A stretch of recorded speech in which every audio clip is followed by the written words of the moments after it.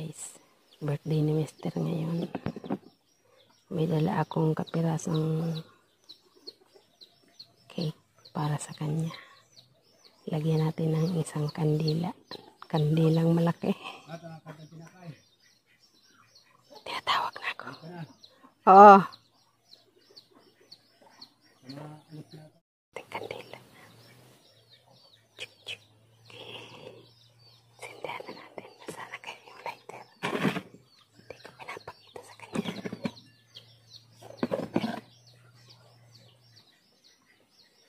Sindihan na natin.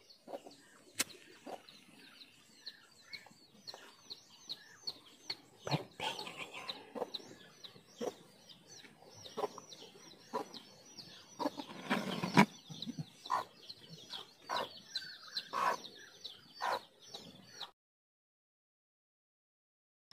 Happy birthday to you.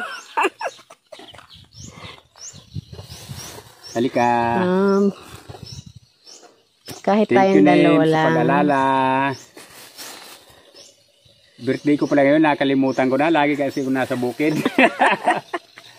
Ay, Puchi. Mag-wish ka naman muna. Puchi, si Puchi gusto lang humingi ng cake, oh. Bawal to sa aso.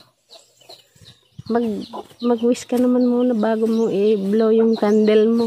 Sana laging nasa magandang kalusugan at humaba pa ang buhay para marami pang birthday. Salamat God. I'm 54 exact now. Oh, sige, hipon mo na. Ay, salamat God. Birthday. Sana humaba pa ang buhay at walang anumang karamdaman, malayo sa anumang sakit. Salamat God. Inabot tayo ng 54. Ito na ang cake na karating dito. Ewan ko kung ano nangyari. Buti nakarating pa rito. Alam mo kung ano, napanalunan ni Ono yan. Sa school. Raffle. Ganda, no? Ang Double purpose pala cake na to. Oo. Kaya pala 1/4 na lang nakarating eh. Ang ano, may parapol sila. Pinakaunang natawag si Dos. Ang nakuha niyang cake, maliit. Tapos ang pinakahuling natawag si Ono. Ayan, hinatid ni ma'am niya kahapon. Kasi wala na daw si Ono, umalis na. Anong oras na nakauwi sila kahapon? Tanghali. Si Ono kasi kasama yung mga classmate niya. Hapon na ba natapos yung program nila? Ayan, kaya sabi ko tamang-tama birthday ni Papa mo, dalhan natin. Masarap din yan. Bawal to sa inyo dong. Sarap din pagkagawa? Oo, masarap din. Malasa rin. Uy! Ano to? Ano yan? Hindi na to. Ano? Mamaya, magkulit ka rin. Yan, sige na, kain na. Kulitan ko pa mama. Parang okay na yan. yaon dyan nagkopra sa Nardiboy.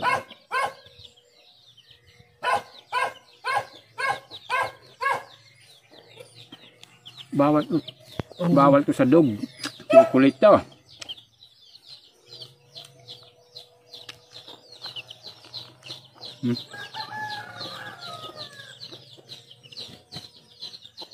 Maki-birthday tayo. Maganda birthday dito sa bundok. Oo. Zero ano. Ganda mag-celebrate ng birthday dito. Walang kagastos-gastos. Kalimutan ko nga eh. Kaya pala nandito si Nibs eh. Pag nandito kasi sa bukid, ang isip, trabaho lagi.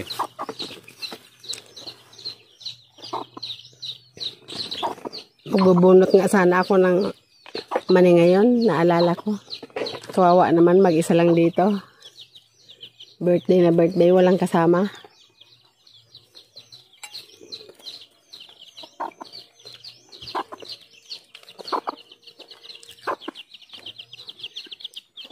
Bawal to sa inyo, dog. Ubusin mo na. Pusin natin to kay babanatan pa to ng lamgam. Oo.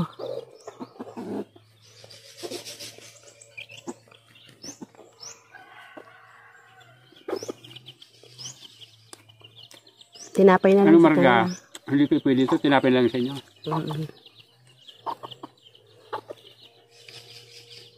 Pinakain ko ng mga ito. Kulang pa rin yata yung pinakain ko ah.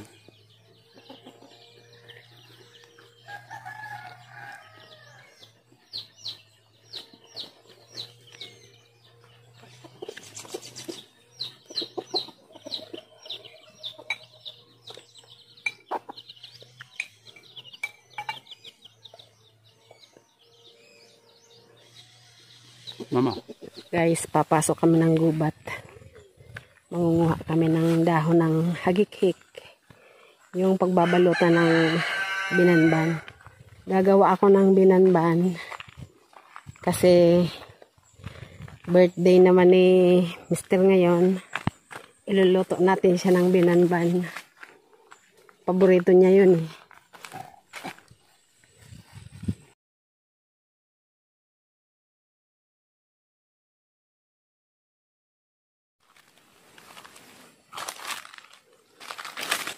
Guys, dahil sa kapal ng mga puno, madilim na dito. Pero alas 4 na rin naman.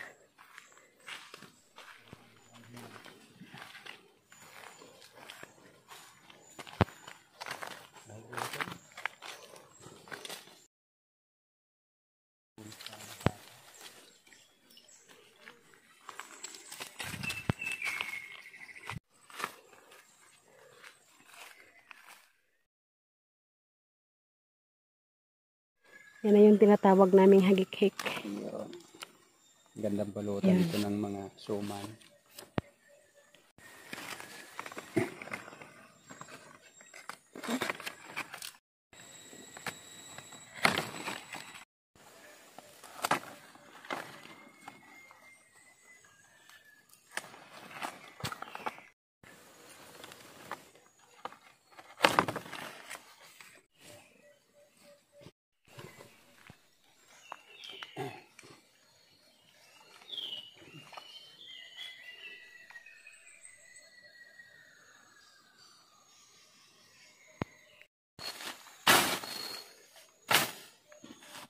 Gusto kasi niya sa mga ganitong preskong lugar. Sobrang laki. Gusto nila kasi hindi naaarawan. Tingnan mo naman laki niyan.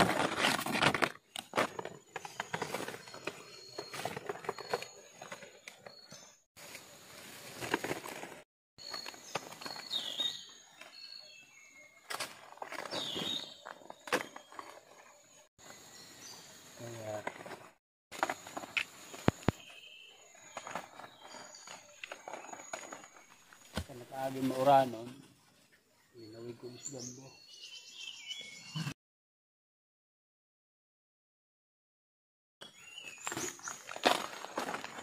Daming dahon, no? Hagik-hik.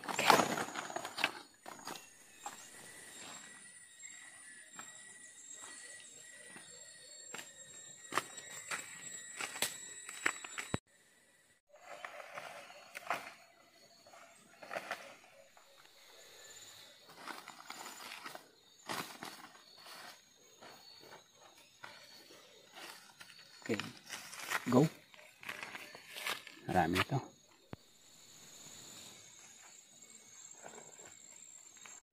O yung buko. Nalikan yung buko. May nakita kami isang buko.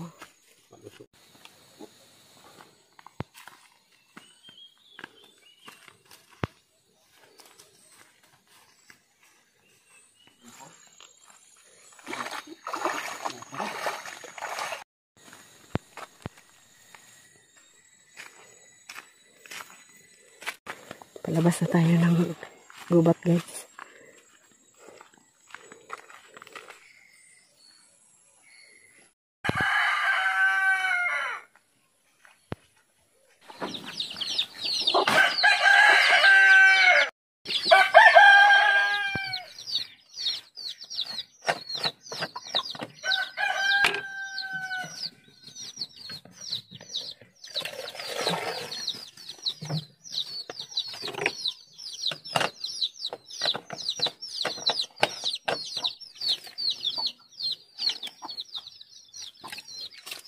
So guys, magandang araw. Ngayon na natin gagawin yung binanban. Hugas muna tayong kamay bago tayo magsimula.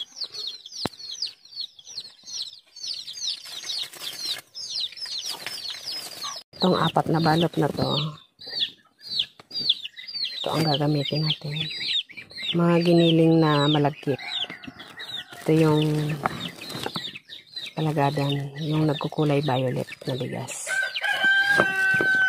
Tig-2 lang sila. Kunti lang gagawin natin. Ito naman, asukal. Yan lang ingredients natin. Itong nyug na medyo mura pa. Yan, ihalo natin yan.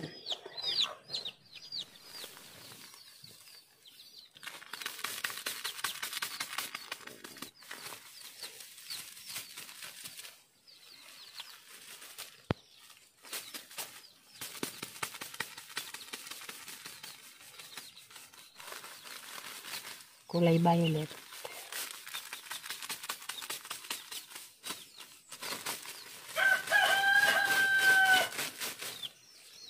Bawat balot niyan 400 grams.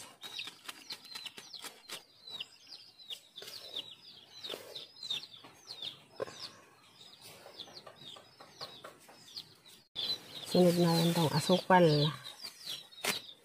Brown sugar lang. 1 kilo din to. Halo-halo. Ang ipang sasabaw natin dito, gata ng nyug. Sarap to guys pag marami ang nyug.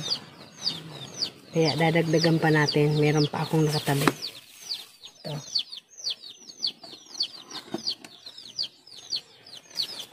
Iubos natin to. Ngayon lang ako nakagawa ng binanban na maraming nyug. Okay lang naman to maraming nyug. Mas masarap na pag maraming. Magagata na tayo pang sabaw.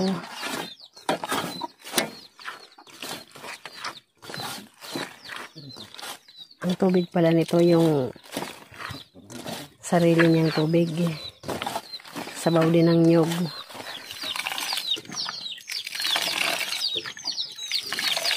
Guys, hindi na tayo gagamit ng strainer. Basta kailangan mayroong konti dyan na sapan. Halata.